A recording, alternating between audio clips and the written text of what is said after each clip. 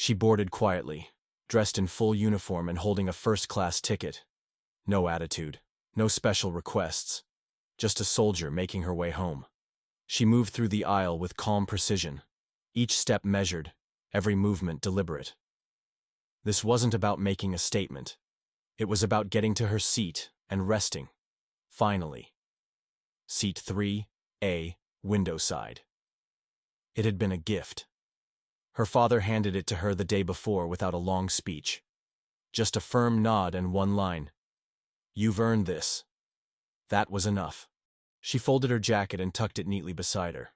Her backpack slid under the seat with practiced ease. A few passengers noticed her, some with a smile, others without reaction. She didn't need their approval. She leaned back and closed her eyes. The flight hadn't even taken off, and already the weight of deployment began to lift. The silence was welcome. Then footsteps. A flight attendant approached. Her name tag read, Karen Mitchell. Tall, sharp posture, clipboard in hand. Her smile was tight, almost mechanical. "Excuse me," she said, stopping at the row. "May I see your boarding pass?" She opened her eyes slowly. No frustration, no surprise, just calm. She reached into her pocket and handed it over. Karen studied it, then studied her. The corners of her mouth pulled tight. "This is a first-class seat." She nodded once. "That's what my ticket says." Karen didn't move. "Are you traveling alone?" Another nod. The pause stretched. Karen's smile faded. "I think there's been a mix-up. This section is reserved for premium customers." She blinked. "This is the seat I was assigned." Karen leaned in, lowering her voice but not softening it. "I'm going to need you to move to the back. You may have received this ticket by mistake, or someone gave it to you. Either way, I need to clear this so we can prepare for takeoff." Her voice stayed level. "My father bought it for me." "I'm sure he meant well," Karen replied. "But this isn't normal procedure. I need you to come with me." Karen's hand rested on her arm. Not forceful, but firm enough to freeze the moment. A few passengers looked up. No one spoke. She stood slowly. No protest. No defense. Just grace. She gathered her things, adjusted her collar, and walked to the back. No one made eye contact. No one said a word. She found an empty seat in economy. It felt smaller, tighter, but that wasn't the pain. The pain was in the silence, in how it happened, in what it said. Her hands trembled as she reached into her bag and pulled out her phone. She typed, "She made me move to economy, said I didn't belong. I didn't argue, but she touched my arm. I'm okay, just upset." She hit send, then turned her phone face down in her lap. She looked forward, unmoving, and deep down, she knew. This wasn't the end of it. While others reclined in comfort, flipping through magazines and sipping champagne, each step she took down the aisle felt exposed. Her confidence had slipped, her gait less certain now. The aisle, once just a passage, stretched before her like a tunnel. She paused just before the economy section, scanning the rows, and there she was, seated by the window, hands folded, eyes locked on the clouds outside. The same woman she'd dismissed just an hour before. Now, her presence echoed louder than any announcement. The very reason her name might already be circling within federal airspace. Flight attendants didn't speak. Emily Carter, near the galley, exchanged a glance with another crew member. No one moved. No one intervened. Karen Mitchell adjusted her uniform, took a breath, and approached. "Sergeant Thompson," she said, crouching slightly, voice controlled. "There's been a misunderstanding. I'd like to escort you back to your seat in first class." Danica turned her head slowly. Her face offered no signal. "A misunderstanding?" Karen nodded too quickly. "Your name wasn't registering properly on our manifest. It's been corrected now." Danica looked at her for a beat, then lowered her eyes, typed a message into her phone, and hit send. "She's here. Wants me to go back. Says it was a mix-up." The reply came within seconds. It gave her clarity. She looked up again. "You told me to move," Danica said. "Said I didn't belong. And you put your hand on me." Karen's shoulders tensed. "It was just a light gesture." "You touched me," Danica repeated, her tone even. "And now you want to pretend that didn't happen." Around them the hush thickened. Drinks paused mid-air. Screens stilled. Karen swallowed. Danica tilted her head. "You didn't ask anyone else to show their ticket. Only me." The silence sharpened. Karen's eyes flicked to the nearby passengers. Her voice dropped. "I made a mistake," she said. "I assumed. I was wrong." Danica stood, quiet, measured. but her presence filled the space. Karen rose too, stiffly, and turned toward the watching passengers. "I mistakenly removed Sergeant Thompson from her seat," she said. "She held a valid ticket. I misjudged her. I apologize." No one clapped. No one spoke. Danica didn't thank her. She picked up her backpack and moved forward, her expression unreadable, her steps silent but sure. And as she passed through first class, something had changed. People noticed her now. Some turned away. Others stared, uncertain what to say. She didn't look back. She sat in 3A once more, placed her bag where it had been before, and opened a book. Karen stood beside her for a moment, searching for something to offer. "If there's anything I can do." Danica didn't answer. She turned a page. Karen retreated, face flushed, palms damp. She walked back toward the galley. Emily Carter stood waiting. "Well?" she asked, her voice light. "I apologized," Karen muttered. "You looked like you were headed to court," Emily said. Karen shot her a look. "Not the time." "I'm just saying," Emily replied. Karen didn't respond. She focused on a tray instead. Her hands shook faintly. Meanwhile, Danica stared at the book, though her mind wandered. She could feel the unease drifting across the cabin like low fog. An older man across the aisle leaned in. I saw what happened," he whispered. "Unfortunate." Danica looked up. "Unfortunate? I mean, I'm sure she didn't mean anything by it. Did you say anything when it happened?" He paused. "I didn't think it was my place." "Exactly." She turned a page. His attention fell to his untouched drink. Her phone buzzed. "Good. I've been briefed. Stay seated. Security is waiting at the gate." Danica smiled. Small. Knowing. She said nothing. She didn't need to. The plane hummed on, slicing through clouds. But the cabin wasn't the same. It wasn't just a flight anymore. It was a reckoning. And everyone could feel it. The hum of the cabin continued. Headphones on, drinks poured, conversations soft. But something in the air had shifted. Beneath the surface calm, the silence was charged. Danica sat quietly, a book open in her lap, though she hadn't turned a page in several minutes. Her mind lingered elsewhere, on Karen Mitchell's stilted apology, on the stunned silence that had followed, on the absence of any voice that had spoken in her defense. She thought about her father. How he never raised his voice, never reacted emotionally. He simply moved, with clarity, with weight, with purpose. The curtain between first class and economy fluttered as Karen stepped through again, a tray in hand. Her movements were slower now, unsure. That carefully curated smile was gone, replaced by a thin, rigid line pressed across her lips. She walked past Danica without a glance, stopping instead at seat 2C. "Can I get you anything to drink?" she asked. The woman nodded quickly, her eyes flicking toward Danica, then back to her tray. It was enough. Danica saw it. They all had, even if no one would say it out loud. Karen continued down the aisle, her voice strained, her manner careful. She passed by Emily Carter, who was organizing supplies in the galley. Leaning in, Karen whispered, "I offered her a drink. Did she take it?" Karen shook her head. "She doesn't have to," Emily replied evenly. "She said everything without saying a word." Karen's jaw tightened. "Do you really think this'll go any further?" "I said it was a mistake." Emily finally looked up. "You didn't check her boarding pass. You put your hands on her. You decided who she was before she had a chance to speak." Her voice remained quiet, but her words cut clean. "You say you didn't mean harm, but you caused it. That's the part that matters." Karen said nothing. She poured a drink with trembling fingers, placing it on a tray like it might tip. Even without stares, she could feel the pressure in every glance, every whisper. For once, she wasn't the one enforcing control. She was enduring it. Back at her seat, Danica's phone buzzed. "You'll see someone board when you land. Stay seated. Let them come to you." She replied simply, "Okay." She closed her book and placed it on the tray table. Outside the window, clouds drifted beneath them, the earth slowly rising to meet the plane. Her thoughts wandered, not to combat, but to moments like this. How something as small as silence could weigh heavier than gunfire. It wasn't the seat or the touch that lingered. It was how no one stopped it. That quiet, it had cut the deepest. But that silence was starting to fracture now. The captain's voice came through the intercom. "Ladies and gentlemen, we've begun our initial descent. Please fasten your seatbelts and ensure tray tables are secured." The cabin rustled with routine. Blankets folded, seatbacks adjusted, drinks drained. But even amid the normalcy, Something unspoken flowed beneath it, a current of anticipation that hadn't existed an hour ago. Danica sat still, her belt clicked into place. She didn't move.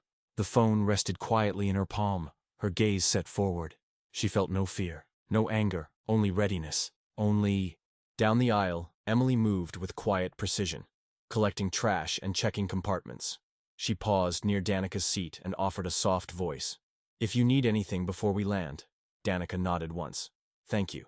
Emily gave a faint smile, then continued on. At the back, Karen stood in the galley. She no longer offered drinks. She didn't walk the aisle. She knew the eyes would follow. She knew what was waiting. Emily returned to the galley. "They're meeting her at the gate," she said quietly. Karen's breath caught. "Who's they?" "Security," Emily replied. The captain confirmed it. "And her father. He's not just anyone." Karen stared ahead, her hands pressed flat on the counter. She had told herself it was a small error, but that illusion had crumbled. She had seen the uniform, the skin, the silence, and decided she didn't belong. Now the descent had begun. But Karen knew. It wasn't the landing that would rattle her most. "You'll need to come with us," the man said, his voice even but unshakable. Karen Mitchell opened her mouth, but no sound followed. He stepped forward. "A formal complaint's been registered, and Federal Aviation has been alerted. You'll be escorted off this aircraft for immediate questioning." A soft gasp rippled across the first few rows. One man casually lifted his phone, pretending to scroll, but the lens was pointed directly at her. Karen tried to gather herself. "I didn't mean—" "You'll have the chance to explain," he said, calm as ever. "But not here." She looked around the cabin, searching for a friendly face, a rescue. But none came. Everyone was watching. No one moved. She adjusted her blazer, lifted her chin, and stepped into the aisle. Every stride felt heavier than the last. Passengers leaned just slightly for a clearer view. When she reached Danica's row, she glanced down instinctively. Danica looked up, still, unshaken. Her expression said nothing, but her silence was unmistakable. Karen turned her eyes away and kept walking. The cabin door closed behind her with a firm click, and only then did people finally exhale. Danica leaned back against her seat. She had said nothing. And yet, everything had already been said. Overhead bins opened, seatbelts clicked, but movement was stiff, as if no one wanted to move too quickly. The energy in the cabin wasn't relief, it was residue. Danica stayed in place. She had no reason to rush. Her father had told her to stay seated. The man in 3C shifted beside her. "I didn't know," he murmured, "that you were someone important." Danica turned slightly. "I'm not. I had a seat." He looked down. "That's not how I meant it." "But that's what you meant," she replied. "It only mattered after she found out who I was. Not how I was treated. Just who my father happened to be." He didn't answer. Just grabbed his suitcase and stood. Around her, the rest began moving. But their energy was off. Voices were low. Faces subdued. No small talk now. Emily Carter stepped into the aisle, eyes scanning until they met Danica's. She walked over slowly. "They've cleared the gate," she said gently. "You can deplane if you're ready." Danica nodded. "Are they still waiting?" Emily confirmed with a quiet, "Yes. 2 security officers. 1 airline representative. They're not here to question you, just to guide you out and assist." Danica bent down, grabbed her backpack. "I won't need help, just the door." Emily lingered, voice low. "For what it's worth, I'm sorry. I saw how she treated you, and I froze. I shouldn't have." Danica didn't respond with anger, just quiet recognition. "Now you know how it feels." Emily's face flushed. She nodded. Danica stepped into the aisle. Her steps were slow but sure. She passed the other first-class passengers, heads tilted, gazes unsure. Some lowered their eyes. One woman fumbled with her phone, not to record but maybe to explain this moment to someone who hadn't been there. As Danica stepped into the jet bridge, the air changed. Crisper. Cooler. Ahead stood 2 uniformed officers and a man in a Navy suit, silver pin on his lapel. "Sergeant Thompson," he greeted, extending a hand. "David Larson, Executive Response Team. Your father's requested full transparency and accountability. He's waiting in the lounge." Danica didn't shake his hand. She nodded. "Lead the way." They walked through the terminal. Staff stood a little straighter. No one spoke. They didn't need to. The image said enough. An officer flanked by security, walking steady, unbothered. They entered a quiet corridor. The noise of the terminal fell behind. Frosted glass doors. Brushed steel signage. "Your father's inside," Larson said, pausing. "And If needed, we can provide legal support. A written statement. Danica looked at him. Does she still work for you? He hesitated. Number immediate suspension. Pending full investigation. Danica nodded once. It was a beginning. Larson opened the doors and stepped aside. Inside the lounge, all was quiet. One man sat in the far corner. Upright, still. A closed folder resting in his hands. She saw him and walked straight over. Marcus Hayes rose. Arms opened, steady. You okay? Danica nodded. Now I am. They sat across from one another, wordless for a while. The quiet between them wasn't empty. It was composed. Marcus tapped the folder. I've seen the footage, read the reports. The airline's already trying to contain it, but we're not settling. Danica listened. They want to fix it with an apology, a voucher, maybe a vague promise to do better. But this isn't just a bad moment.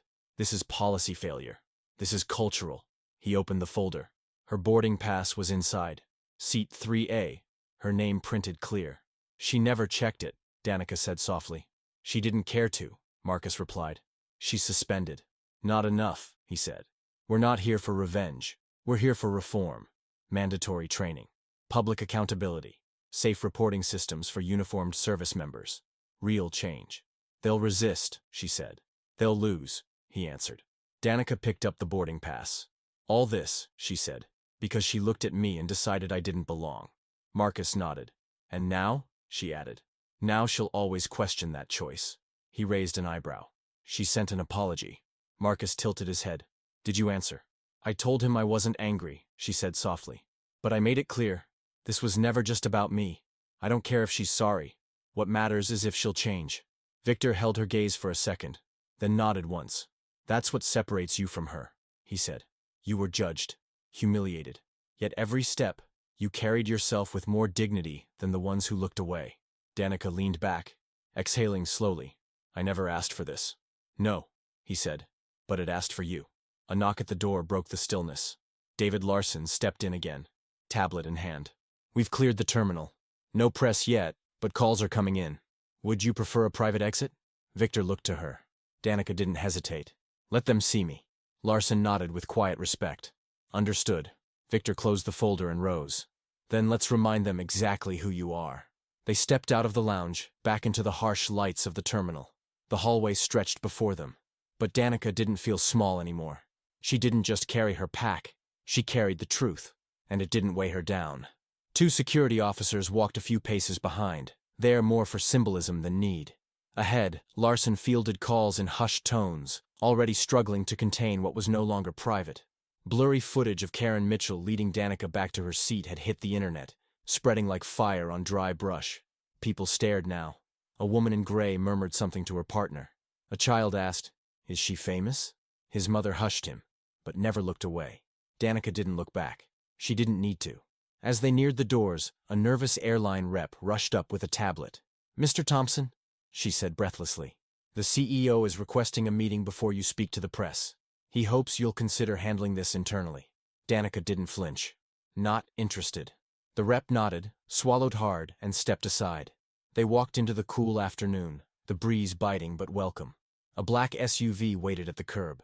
Danica got in, settled her hands on her knees, and watched the airport recede through the window. For a while, neither spoke.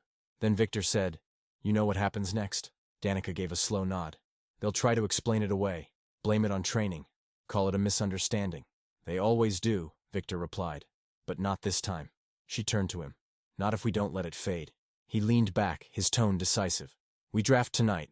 A policy proposal. It goes straight to Aviation Command." Danica raised a brow. "You want me to write it?"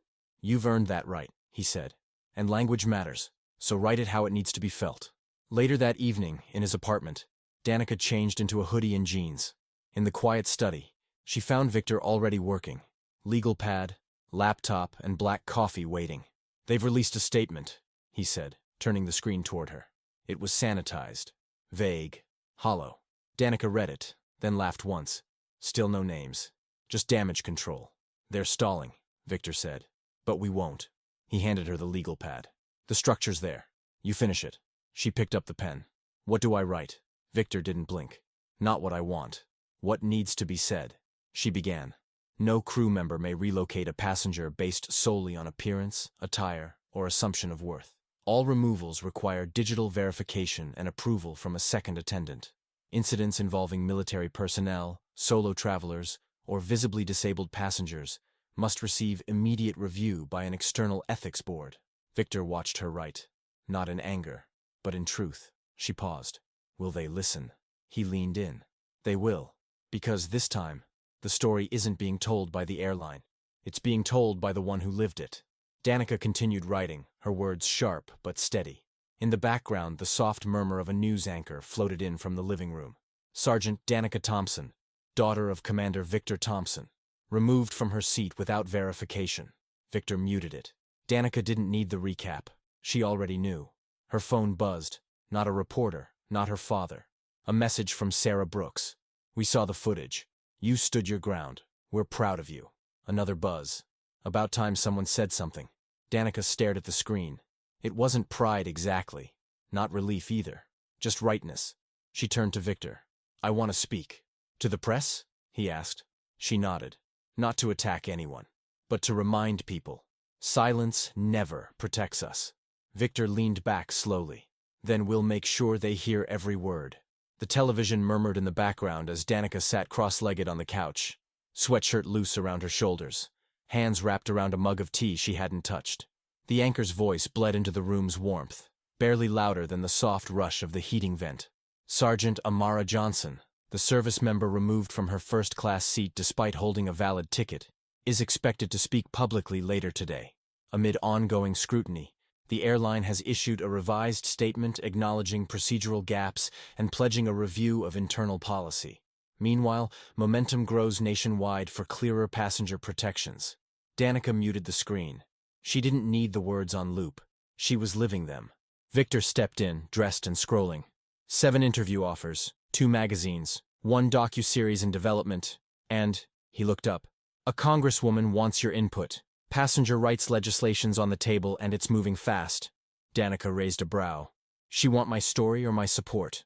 She wants your clarity before they write it without you. Danica set her mug down. 1 flight, and now this. Victor met her gaze. Not just 1 flight. 1,000 like it.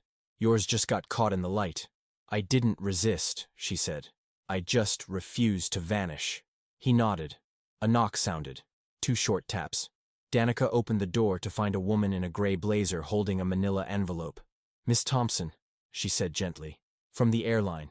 An official letter of apology. Signed by the CEO. You're not required to respond. Danica accepted it without a word. The woman gave a nod and disappeared down the hallway. Back inside, Danica sat, opened the envelope, and read. To Sergeant Amara Johnson, we offer our sincere apologies for your treatment aboard Flight 227. It did not reflect our values or expectations. We acknowledge our failure to verify your boarding status and the unacceptable actions of our crew member. We are taking immediate steps to ensure no other passenger experiences the same. Danica set it down. It was polished. It was proper. But it wasn't enough. Victor watched her. Not enough? They still won't name it, she said. They apologize. But not for what actually happened. You want to name it, he said. She nodded. And I want to do it today. They spent the next 3 hours drafting. Every line refined, no fluff, no rage, just precision, just truth. By noon, they arrived at a small press hall organized by local veterans. No stagecraft, just folding chairs, press badges, and a podium. Danica wore a dark blazer and jeans. No uniform, no ribbons. She didn't need them. A signal came. You're up. She stepped out. The room hushed. Danica faced the cameras. The silence. The weight. I didn't come to shame. I didn't come to ruin reputations. I came because I was made to feel like I didn't belong. And I know I'm not the only one. I didn't ask for special treatment. I had a valid seat. And I wore a uniform I earned. But that wasn't enough. I was moved because of a presumption. A judgment. Not a mistake. This happens too often. To those who are black, brown, disabled, poor, quiet, or proud. I raise my voice not because I want an apology. I already have one. I raise it because next time someone looks at a person like me and assumes they don't belong, maybe they'll pause. I belonged, we all do, and no boarding pass will ever measure that. The room sat still, not out of confusion, but respect. Victor stepped forward and placed a hand on her shoulder. The applause rose gently, then grew. Steady, honest, real. Danica didn't smile. She didn't need to. She was heard. That night, her words circled the globe. The video surged past 1 million views. Veterans reposted it. News anchors quoted it. Passengers shared their own stories. One message stayed with her. From Margaret Ellis, a retired nurse. She'd once been the only passenger asked for ID in first class. She had said nothing. But now, she felt seen. "Thank you," Margaret wrote. Danica typed back, "That seat was always yours. I'm sorry no one said it sooner." Behind the scenes, the policy proposal Victor had crafted was gaining ground. The Department of Transportation had scheduled a hearing. Danica's name was on the authorship line. It wasn't sweeping, but it was solid, and it was hers. That week, as she sat in a quiet cafe prepping for a podcast interview, she spotted someone in the corner. Karen Mitchell. Different now. Hair undone, posture sunken, alone. Their eyes met. Just briefly. Danica didn't stop. But later, as she left, the cafe manager handed her a folded note. "I lost my job. I deserve that. But I've started volunteering with kids. One told me they want to be a pilot. Because of you. I'll never forget what I did. But I don't want that to be the last thing I'm known for." Danica folded the letter and slid it into her bag. No smile. No tears. Just truth. Something had shifted. On both sides. And somewhere above them, another plane took off into a quieter sky. Danica turned down nearly every offer. She wasn't interested in being turned into a symbol. Or worse, a product. She had never asked to be a figurehead. And she didn't intend to become one.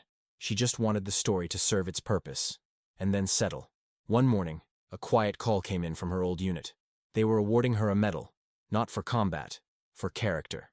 "You stood up on a plane, Dan," her commanding officer said with a chuckle. But even through the humor, the depth of his words landed.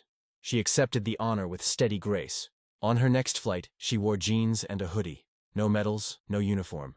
Just a backpack and a boarding pass. At the gate, the agent scanned her ticket with a smile. "Seat 2A, Miss Thompson.